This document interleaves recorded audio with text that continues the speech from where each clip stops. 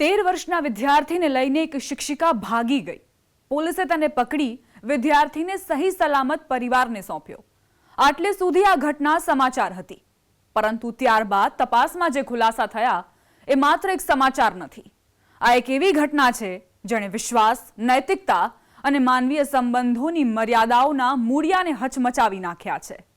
ફિલ્મી સ્ટોરીને ટક્કર મારે તેવી સુરતની ચકચારી ઘટના કે જેણે આખા શિક્ષણ જગતમાં ખળભળાટ મચાવી દીધો।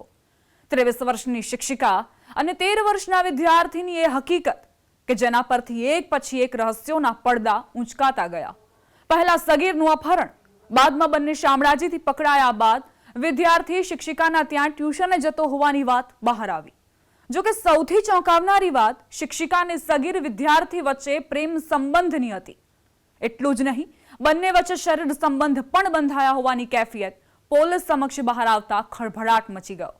જરા વિચારો, એક 13 વર્ષનો સગીર જેની ઉંમર છે ભણવાની, હસવા રમવાની, તેની સામે ઉજ્જવળ ભવિષ્ય છે, પરંતુ એક યુવતી તેની શિક્ષિકા શું બની કે તેનું ભવિષ્ય અંધકારમાં ધકેલાઈ ગયું। કહેવાય છે કે માતા પિતા પછી કોઈનું સ્થાન જીવનમાં આવે તો તે શિક્ષક છે। ગુરુમાં જ તાકાત હોય છે કે તે પોતાના વિદ્યાર્થીના સોનેરી ભવિષ્યનું ઘડતર કરી શકે, પરંતુ એ જ ગુરુ જેને રક્ષકનું સ્થાન આપણી સંસ્કૃતિ અને સમાજ આપે છે તે જ તમારું દુશ્મન બની જાય તો?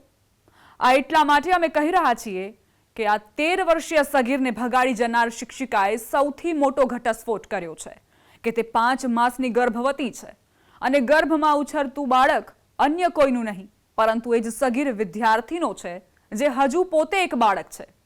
આ વાતે અનેક વાતોનો છેદ ઉડાવી દીધો અને ચકચાર જગાવી દીધી કે 13 વર્ષનો સગીર પિતા બની શકે ખરા, અને 10 વર્ષ મોટી યુવતી સાથે પ્રેમ સંબંધ કેવી રીતે શક્ય બની શકે?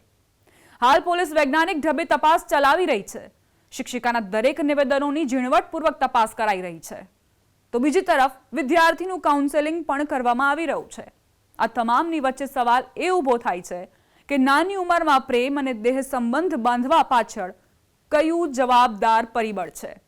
શું એ બાળક સોશિયલ મીડિયા અને મોબાઈલનો દુરુપયોગ કરીને અવળા રસ્તે ગયો કે પછી એ શિક્ષિકાનો વાંક છે જેની હવસનો ભોગ માસૂમ સગીર બન્યો? 13 વર્ષના બાળકને એટલી બુદ્ધિ ન પણ હોય, પણ 23 વર્ષીય યુવતી તો જાણતી હતી કે તે શું કરી રહી છે। એક બાળકની સાથે પ્રેમ સંબંધ કેળવવા, તેને શરીર સંબંધ સુધી લઈ જવા, તેનાથી તે પોતાની સાથે સાથે સગીરની જિંદગી પણ બરબાદ કરી રહી છે।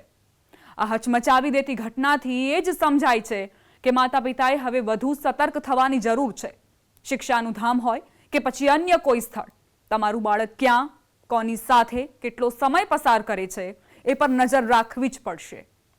આધુનિકતા અને સ્વતંત્રતાના નામે બાળકોને ખુલ્લી છૂટ આપવાથી તમારા બાળકનું કોઈ ગેરલાભ ઉઠાવી જાય અને તેનું જીવન બરબાદ કરી નાખે તે પહેલા આપણે જાગવાની જરૂર છે।